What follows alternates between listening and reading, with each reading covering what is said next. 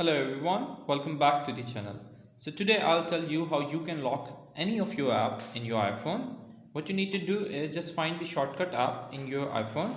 For example, in my case, it is in the utilities box, for example like this, and this is the app, shortcut.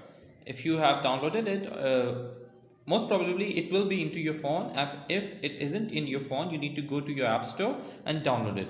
For example, I'm opening this app and you see that under the app section there is automation. Just tap on this and a screen will like this come up. You see, if you have already set up any of your automation, that's good, but you see in the right side of your phone there's a positive sign. You can add anything new. For example, we are going to add any of the app which we are going to lock. For example, I want a certain thing with the camera, so I need to swipe up and you need to find the app section here.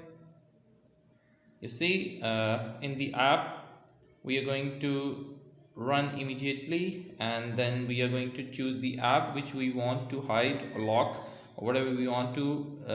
For example, we are selecting the camera. Tap on it, select done, next. You see that in this screen there is a new blank automation. Just tap on it. Here, lock screen, tap on it and done. So it means that when I open my camera, it will automatically take me to the lock screen to unlock it, and that's how I can lock the app in my iPhone using shortcuts. So let's try it. Let's try it now.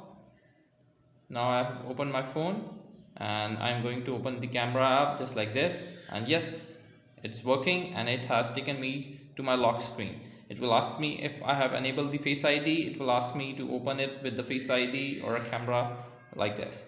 So that's how I can I can lock any of my app in my iPhone. I hope this video is helpful. Please don't forget to like, share and subscribe. Until next video, bye bye.